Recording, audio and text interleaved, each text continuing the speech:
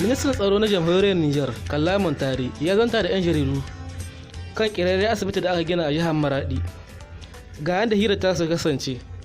Matsayina na dan jihar Maradi, matsayina na mamba na wannan gwamnati, babban horin ciki nake da ganin yadda aka fara wannan aiki, aka kare shi, kuma da ganin martaba wannan wuri da an ka gina. Mun gane shi, kun gane shi, kun ga wuri ne wannan ne. Ina tare da ambassador de France yanzu nan ta da shi. Ya ce wannan ne sai Paris yake samun shi, kuma ya ce har Paris sai wanda an kai sabo. Kenan abu ne wanda ake yi wata ƙasa an ka zo an kai shi nan. Shi ne babban matsala wadda mutum ke isa cikin zuciya shi ce to wannan abu kaka mutanenmu za su iyawa da shi.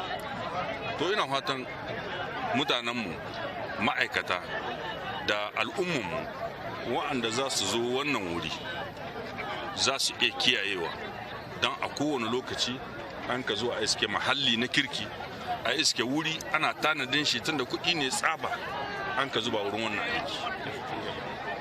Kaya na aiki wanda annan wurin ko ya mai sai l'hôpital de référence ke da su, tunda an gama duka da radio da ERM da wannan scanner duka akwai sunan wuri. Kenan duka kayan aiki wanda ya kamata na a binciki lahiyar mutum akwai sunan gari, ba abin da zai kai ma wani wuri ba dan magani. Kenan munan yan jihar Maradi da makwabtanmu na wa'ansu jihohi ko na wa'ansu kasashe abu ne wanda abin alfahari gare mu. Sai mu yi godiya ga abin da za a yi ga ma'aikatan da za a ɗauka nan ƙasanmu, na nan ƙasan Maradi wanda za su aiki wurin nan, da 'yan Nijar wanda za a kawo su yi aiki nan, ko kuma wasu kasashen wanda za su zo su kama mana, tunda muna nan muna tambaya inda adda ƙwararri su zo su kama su yi aiki cikin wannan likita, tunda kayan da ke da kwai sun ba kowa damar shi aiki kuma a samu lahiya a cikin likitanmu. Abun godiya ne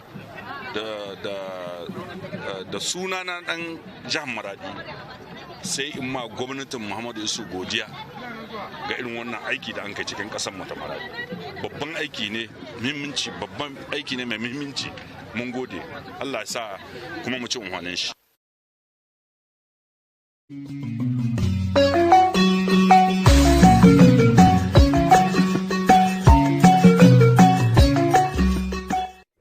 Labarai, nishaɗi, al'adu, tarihi, musulunci.